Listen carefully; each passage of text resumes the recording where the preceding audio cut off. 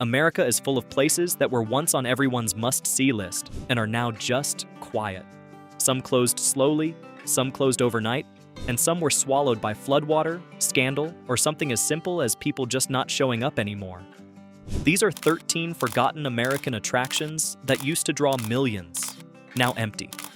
Attraction 13, the Salton Sea, California. The Salton Sea wasn't built on purpose. In 1905, an irrigation canal feeding the Imperial Valley gave way, and for 2 solid years, the Colorado River poured uncontrolled into a low desert basin.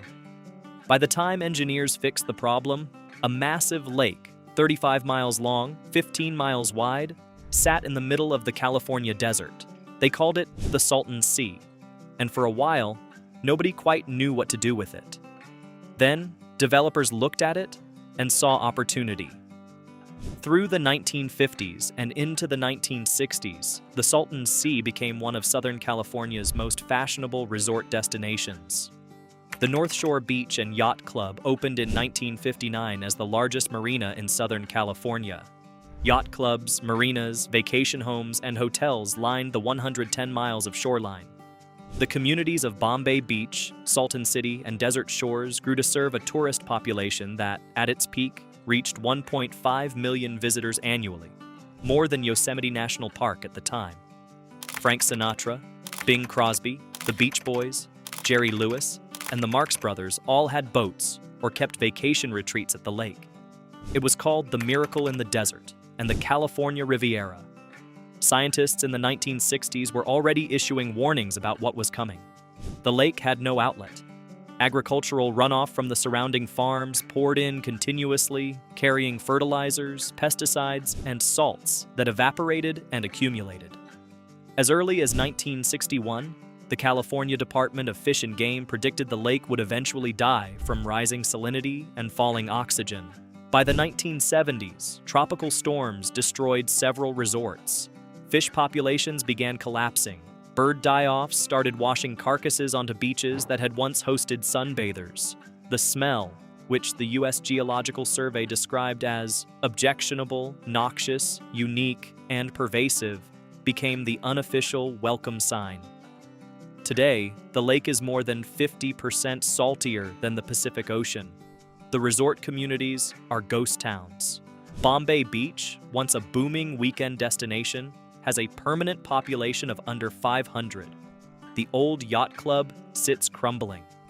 Fish bones line the shore, and the only thriving business model in the area now involves photographers, artists, and people who want to stand somewhere that looks like the end of the world. Attraction 12, Six Flags New Orleans, Jazzland, Louisiana. It started life as Jazzland in May 2000. A 220-acre theme park built in eastern New Orleans on low-lying swampland near Lake Pontchartrain, themed around the history, music, and neighborhoods of New Orleans. The opening drew fanfare, an Air Force flyover, and in its first season, 1.1 million visitors. Then the attendance collapsed. Partly it was the design. Jazzland had almost no shade in one of the hottest, most humid cities in America. Partly it was financial mismanagement.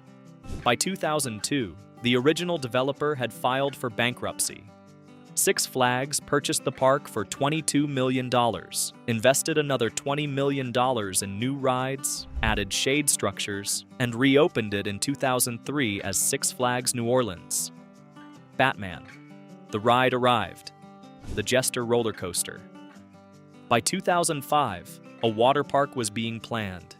Then came August 29, 2005. Hurricane Katrina made landfall as one of the most destructive storms in American history. The park's drainage system, designed to handle flooding, was overwhelmed within hours. By the time Katrina was done, Six Flags New Orleans sat under 6 feet of brackish water from Lake Pontchartrain for more than a month. 80% of the rides and support structures were deemed unsalvageable. Mold colonized the buildings. The wooden support structure of the Megazeph roller coaster would have needed to be entirely rebuilt. In 2006, Six Flags declared the park a total loss. The lease was terminated in 2009 during Six Flags' own bankruptcy proceedings. The park has sat abandoned since, rusting coasters jutting above the tree line, visible from Interstate 510, Looney Tunes murals fading beneath graffiti, wild boars and alligators roaming what used to be the Midway. For nearly 2 decades, the site was one of the most photographed abandoned places in America. Demolition finally began in late 2024, with plans for a mixed-use entertainment development expected to be complete by 2027. For the residents who have lived next to its rusting silhouette since 2005, the reaction has been cautious. One longtime local resident, Kenny Guidry, who has lived near the park since 1990, put it simply, "We get excited about that when we hear the news of it, but I'm going to believe it when I see the pilings going down." Attraction 11. Heritage USA, Fort Mill, South Carolina. In 1978, televangelist Jim Bakker and his wife Tammy Faye opened a Christian-themed resort on 2,300 acres in Fort Mill, South Carolina. They called it Heritage USA, and they described it as a Christian version of Disneyland. And for a while, it really was competing with Disney, at least in attendance numbers. By 1986, Heritage USA was attracting nearly 6 million visitors per year, making it the 3rd most visited theme park in the United States, behind only Walt Disney World and Disneyland. The facilities spread across the land like a small city. The 501-room Heritage Grand Hotel, an indoor Main Street shopping complex, a water park with a 163-foot water slide, a 400-unit campground, a skating rink, a Jerusalem amphitheater, a TV production studio, a Bible school, and housing for thousands of staff. It earned $126 million in a single year. Then it fell apart in the most spectacular possible way. In 1987, it emerged that Jim Bakker had used church donations to fund personal bonuses totaling more than $3 million and to cover up a sexual assault allegation from a church secretary named Jessica Hahn. The IRS revoked Heritage USA's tax-exempt status. Attendance dropped. Bakker resigned. In 1989, Hurricane Hugo damaged many of the buildings, and the park closed shortly after. In 1991, Bakker was convicted on 24 counts of mail and wire fraud and sentenced to 45 years in prison, a sentence later reduced on appeal. He served 5 years. The park grounds were partially redeveloped into housing. A few buildings remain, including the never-finished, never-occupied 21-story Heritage Tower, which still looms over the surrounding suburb with rusted railings and broken windows. Morning Star Fellowship Church purchased parts of the property in 2004 and continues to operate there. But the dream of a Christian Disneyland is long gone, replaced by townhouses, overgrown lots, and a concrete tower that became a monument to overreach. Attraction 10, Dogpatch USA, Marble Falls, Arkansas. Dogpatch USA sounds like something you'd make up, but it was entirely real. And for a couple of decades, it was one of the quirkier tourist destinations in America. The park opened in May 1968 in the Ozark Mountains of Arkansas, built on a 1,000-acre site that originally housed a trout farm. It was themed around Al Cap's Lil Abner comic strip, which at its peak was read by roughly 60 million people a day. The park's attractions included the Earthquake Magoon's Brain Rattler roller coaster, horseback riding, paddle boats, a working grist mill, a petting zoo, cavern tours, and a trout pond where visitors could catch their own fish and have it packed in ice for $1 a pound or cooked on site at the park restaurant. In its first year, Dogpatch welcomed 300,000 visitors. Early reports suggested it could reach 1 million annually within a decade. It never got there. Al Cap retired and ended the Lil Abner Strip in 1977, which removed the cultural hook that had made the park distinctive. A ski resort built on the hillside above the park, intended to generate winter revenue, was plagued by unusually warm winters, late equipment deliveries, and ballooning debt. The original licensing agreement eventually expired and was dropped, stripping the park of even its name. Dogpatch USA closed permanently on October 14, 1993. The property sat abandoned for decades, cycling through failed redevelopment proposals, including, at one point, an attempt to sell the entire site on eBay with no bidders. In 2020, Bass Pro Shops founder Johnny Morris purchased the land for $1.12 million, Plans are underway to transform it into Marble Falls Nature Park, focused on conservation, hiking, and outdoor education. The old Dogpatch sign is still visible at the entrance. Attraction 9. Disney's River Country, Bay Lake, Florida. Walt Disney World's first water park opened on June 20th, 1976, years before Typhoon Lagoon and Blizzard Beach were even on a drawing board. River Country was small by later Disney standards. A swimming hole fed by Bay Lake, a few water slides built over rocks, rope swings, and a beach area. It seated about 3,000 guests at a time. The theming was rustic and natural, more like a countryside swimming hole than a theme park attraction. At its peak, River Country drew enthusiastic crowds. It was a gentler, slower alternative to the Disney parks, and families loved it. But a series of incidents cast a shadow over the attraction. 2 children drowned in the 1980s.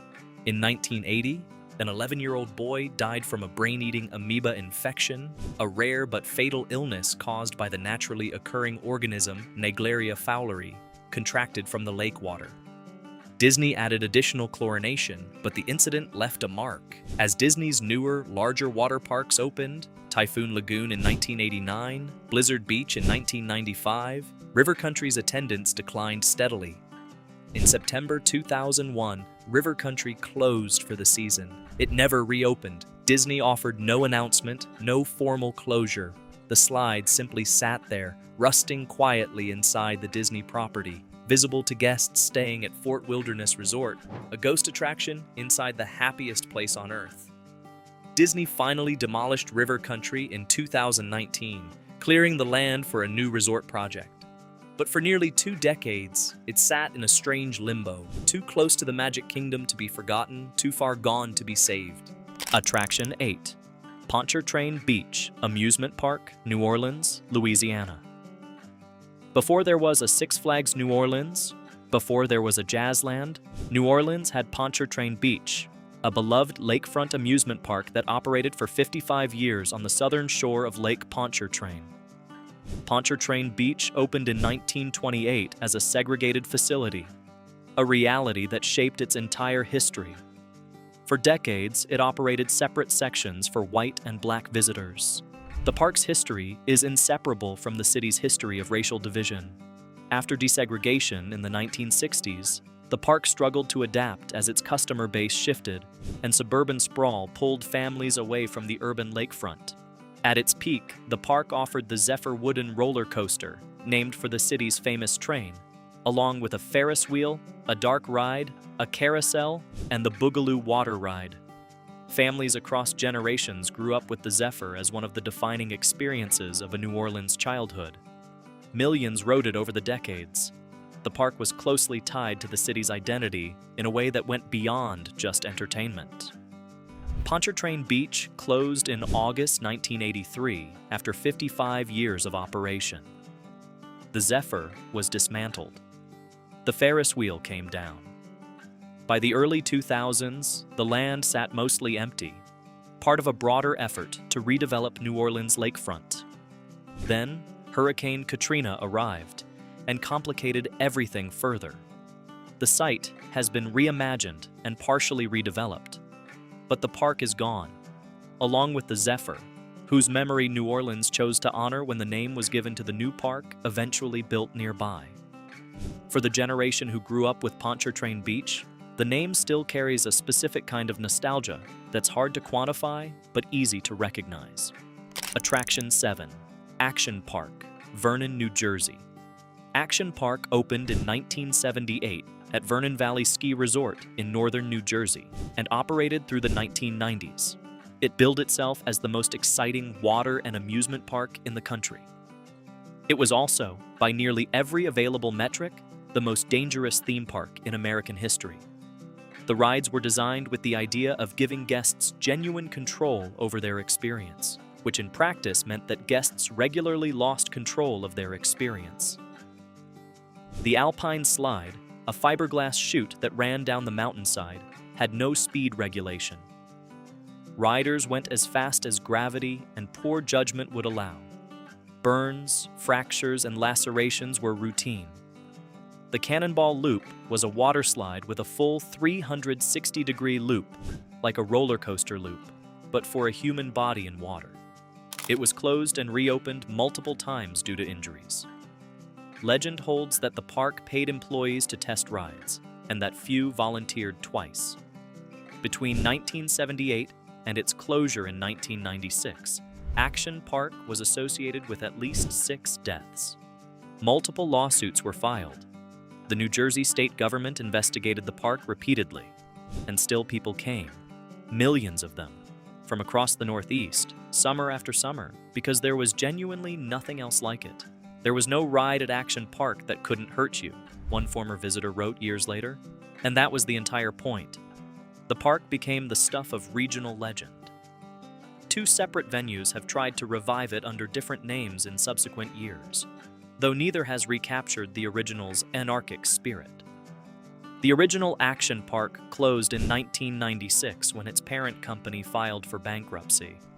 By then, it had spent nearly 2 decades proving that the line between thrill and danger is not as far as most people assume.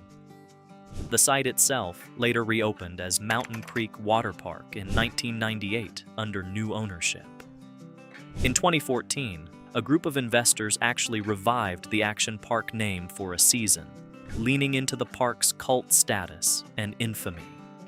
It drew curious visitors, many of whom came specifically because of the stories their parents had told them. But the liability landscape of 21st century America made it impossible to recreate the original experience, which, depending on your perspective, is either a tragedy or a relief. Attraction 6, The World of Sid and Marty Krofft, Atlanta, Georgia.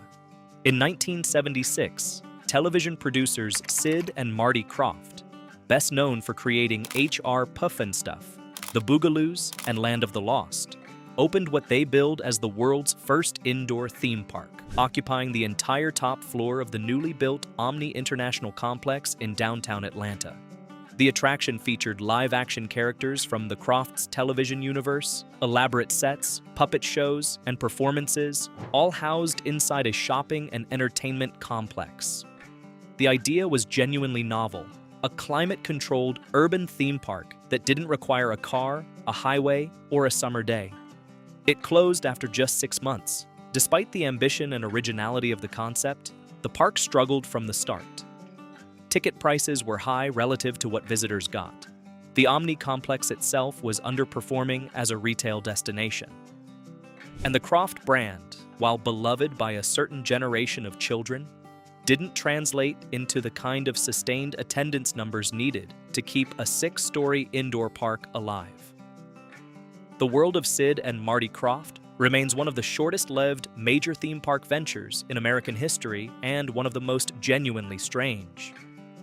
Sid Krofft later reflected on the experience, saying the timing was simply wrong. The concept was ahead of what the market could support. The Omni complex itself was later demolished in 1997 to make way for what became Phillips Arena, now State Farm Arena. Attraction 5, Santa Claus Land/Holiday World, Santa Claus, Indiana. This one is a little different because the park actually survived, but its original identity is thoroughly forgotten. Santa Claus Land opened on August 3, 1946, in the appropriately named town of Santa Claus, Indiana, making it the first themed amusement park in the United States, predating Disneyland by 9 years. The concept was simple: a Christmas-themed park built around the town's name, with Santa-related attractions, toy displays, and rides scaled for young children. It was the brainchild of Louis Koch, a local entrepreneur who saw an opportunity in the town's unique postal address. Families across the country mailed Christmas cards and letters through Santa Claus, Indiana, just for the postmark. At its modest peak, Santa Claus Land drew visitors from across the Midwest who wanted something small, charming, and seasonal. The park expanded slowly through the 1950s and 1960s. In 1984, the park rebranded as Holiday World and dramatically expanded its scope, adding Easter and Halloween-themed areas, and eventually becoming a fully modern regional amusement park. Today, Holiday World is genuinely well regarded. It has won multiple awards for its wooden roller coasters and is considered one of the best regional parks in the country. But Santa Claus Land, the original 1946 attraction that claimed the title of America's first theme park, is largely forgotten in the cultural conversation. Most people who know Holiday World have no idea what it started as or how long it's been there. Attraction 4, Circus World Museum, Baraboo, Wisconsin.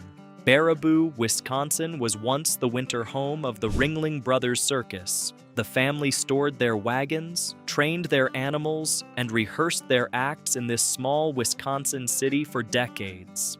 In 1959, the Circus World Museum opened on the original Ringling Brothers grounds, turning the historic site into a living history attraction. At its peak, Circus World Museum was one of the most genuinely unique tourist destinations in the American Midwest. It held the world's largest collection of circus wagons, more than 200 historic wagons, along with daily performances featuring aerial acts, clown shows, and animal displays. Visitors could watch demonstrations, tour the original buildings, and get a real sense of what circus life in the 19th and early 20th centuries actually looked like. For decades, the museum drew hundreds of thousands of visitors annually. But the attraction faced the same forces that closed the Ringling Brothers Circus itself in 2017. Shifting public tastes, declining interest in traditional circus arts, and the changing economics of operating a historical attraction. Today, Circus World Museum still exists and is operated by the Wisconsin Historical Society, but it operates at a fraction of its former scale. The wagon collection is still there, and seasonal performances continue, but the bustling summer destination it once was, the place that made Baraboo a genuine stop on the Midwest tourist circuit, is largely a memory. One former visitor recalled visiting in the late 1970s. "We waited an hour to get in. My kids still talk about the wagons." That kind of crowd hasn't returned. Attraction 3, Pacific Ocean Park, Santa Monica, California. Pacific Ocean Park, known by its initials POP, was one of the most ambitious amusement parks of its era. It opened in July 1958, built on a pier extending into the Pacific Ocean in Santa Monica, California, and themed entirely around an underwater fantasy world. Admission was 95 cents for adults. At its height, POP attracted more than 1 million visitors per year.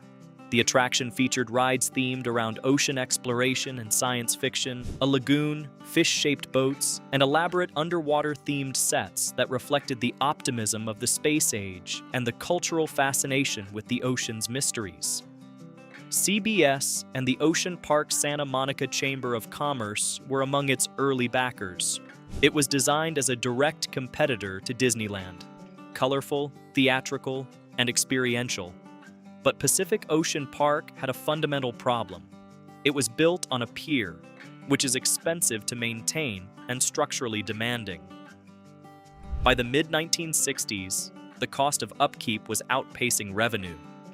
The park changed hands several times. Maintenance fell behind. Parts of the pier began to deteriorate visibly. The final closure came in 1967, just 9 years after opening. Rather than being demolished immediately, the pier was simply left to rot. It became a hangout for surfers who appropriated the abandoned structure as their own. The remaining structures were demolished in 1974 after portions of the pier began collapsing into the ocean. The Santa Monica Pier, a different structure, still stands today and draws millions of visitors annually. But Pacific Ocean Park, which once competed with Disneyland for Southern California's tourist dollar, has been almost completely forgotten by anyone born after 1970. Attraction 2, Freedomland USA, the Bronx, New York. Freedomland USA opened in June 1960 in the Baychester section of the Bronx, built on 205 acres of landfill. Designed by C.V. Wood, who had also worked on the original Disneyland, Freedomland was shaped like a map of the continental United States and themed around different regions and eras of American history. The Civil War section, the Great Plains, Old Chicago, the Southwest, each zone had its own attractions, rides, and costumed characters. The park was marketed aggressively and drew enormous initial curiosity. In its first season, it pulled large crowds from the New York metropolitan area, offering something genuinely novel to a city that lacked major regional amusement parks. It also had significant problems from the start. The landfill site was unstable. Rides and structures experienced settling issues. Operating costs were high. The themed zones were ambitious but inconsistently executed, and the park struggled to compete with the pull of Coney Island and, once it opened in 1964, the New York World's Fair. Freedomland filed for bankruptcy and closed in September 1964, just 4 years after opening. The site was eventually redeveloped as Co-op City, a massive public housing complex that opened in 1968 and remains one of the largest cooperative housing developments in the world, housing around 55,000 people. There is essentially nothing at the site to indicate that an entire theme park once stood there. The speed of Freedomland's rise and fall, 4 years from grand opening to closure, makes it one of the most striking cautionary tales in American theme park history. C.V. Wood, who had left the Disneyland project after a falling out with Walt Disney, poured real ambition into Freedomland. The concept wasn't bad. The location, serving the enormous New York metro market, was sound. But the underlying site was literally sinking. The financial model was fragile from day one, and the timing of the 1964 World's Fair pulled exactly the audience Freedomland needed. Sometimes a park fails not because the idea was wrong, but because everything else went wrong at the same time. Attraction 1, the Old Man of the Mountain, Franconia Notch, New Hampshire. This last one isn't a theme park or a resort, it's a natural formation, and its loss was genuinely mourned by an entire state. The Old Man of the Mountain was a series of 5 granite ledges on the face of Cannon Mountain in Franconia Notch State Park, New Hampshire. When viewed from the right angle along Profile Lake below, the ledges formed the unmistakable profile of an old man's face jutting from the cliff. The formation was approximately 40 feet tall and had been a tourist landmark since the early 1800s. Nathaniel Hawthorne wrote a short story inspired by it in 1850. Daniel Webster reportedly said of it, "Men hang out their signs indicative of their respective trades. Shoemakers hang out a gigantic shoe, jewelers a monster watch, and the dentist hangs out a gold tooth. But up in the Franconia Mountains, God Almighty has hung out a sign to show that there he makes men." New Hampshire put the Old Man on its state quarter in 2000. It appeared on the state license plate. It was printed on everything from postcards to highway signs. For generations of New England families, a trip to Franconia Notch to see the profile was a rite of passage. On the morning of May 3, 2003, the ledges collapsed. Decades of freeze-thaw cycles had weakened the rock beyond what could be held by the cable and turnbuckle reinforcement system that had been installed in the 1920s. A state park official arrived that morning to find only the cliff face, smooth, empty, unremarkable. The Old Man was gone. The New Hampshire quarter, already minted with the Old Man's profile, remains in circulation as a kind of inadvertent memorial. A series of metal silhouette profiles have been installed at Franconia Notch to help visitors see the outline where the face used to be. But the original is gone, the way natural things sometimes go, without warning, overnight, irreversibly. Every place on this list was, at some point, on someone's vacation itinerary. Some of them were on millions of itineraries. People drove hours, lined up, bought tickets, took photographs, and carried the memory of them for the rest of their lives. And then, one way or another, they were gone. Some closed from neglect, some from scandal, some from storms, bad timing, or the simple fact that what people wanted in 1965 is not what they wanted in 1995. A few were demolished so completely that you could stand on the spot today and have no idea what used to be there. What they all share is that they were real crowds, real excitement, Real meaning to real people who drove long distances and paid real money for the experience. The photographs exist. The memories still circulate. And in some cases, the ruins are still there, slowly being taken back by weather and weeds.